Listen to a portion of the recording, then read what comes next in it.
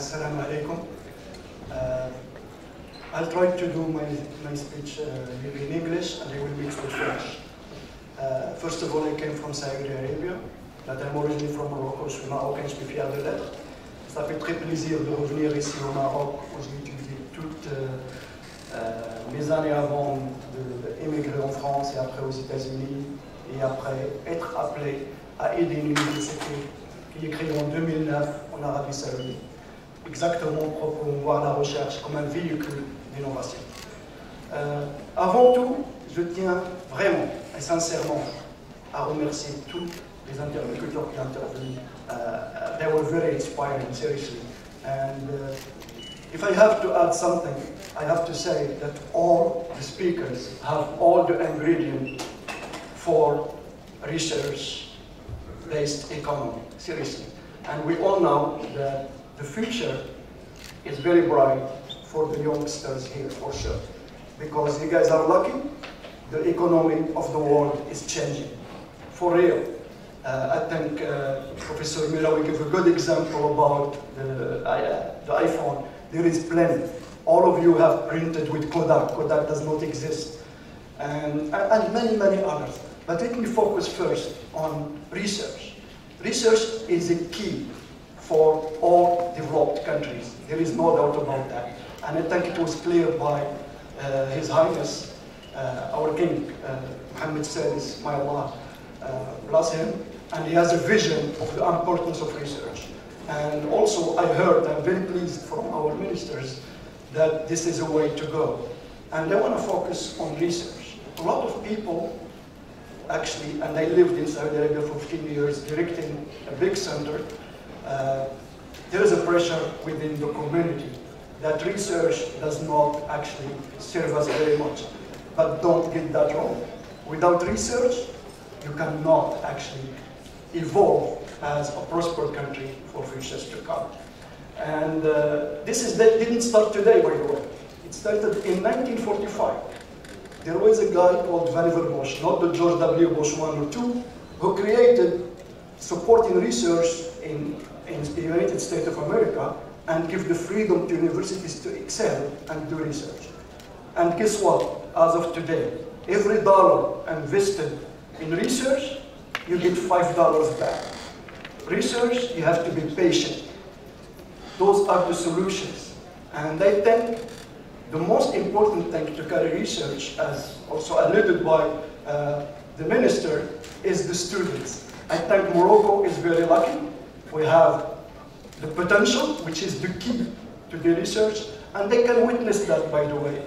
We organize every year ICMS, a conference in Saudia, where we actually, with Mr. Fawaz and Mr. Hamouti, and you guys are invited to come, where I can witness actually the student have the passion and the drive to do research. And research is not an 8-to-5 job, it's not an office job, it's creativity. And I said we are lucky, and you guys are lucky, like the youngsters. The world is changing, and the new energies are coming. And the good news is that nobody has a solution yet. Seriously, nobody. We talk about carbon capture, CO2, there is no solution out there. Not yet. If you want to capture CO2 from air, today it costs $600 a ton. It's not going to work.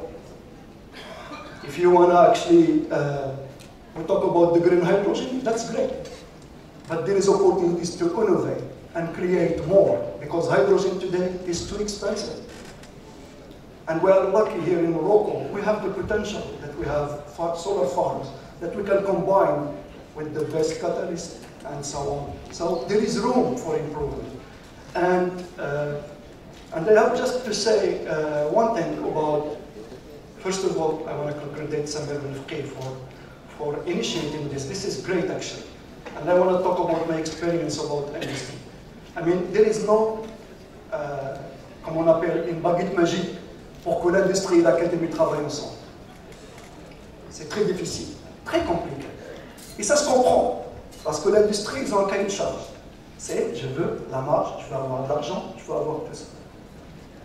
Et le plus important, c'est que les industries devraient actually profiter des universités marocaines.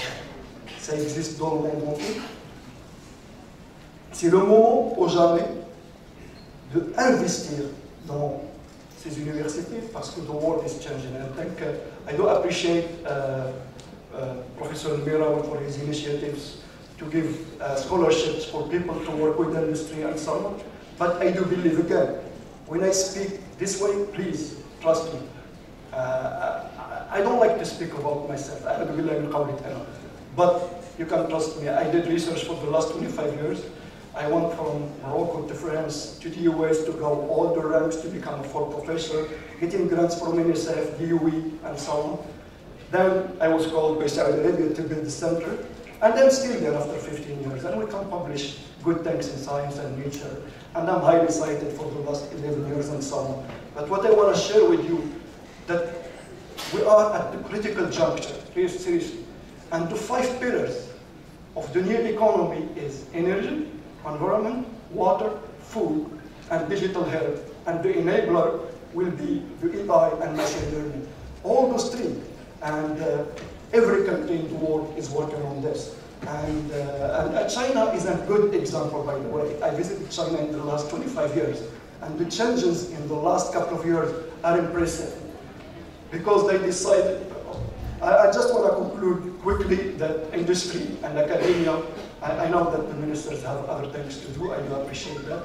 Just industry and academia, they have to work together. There is something called the value of tech, and they do encourage the industry to go to academia and see what they have, and don't pressure academia too much. Academia can only do what's called TRL 1 to 4. This is technology readiness level, and after that, somebody has to jump in, either government or industry to be the intermediate to take it to the next level that you can commercialize that. With that, I'm very happy and delighted to be here, and please continue this momentum.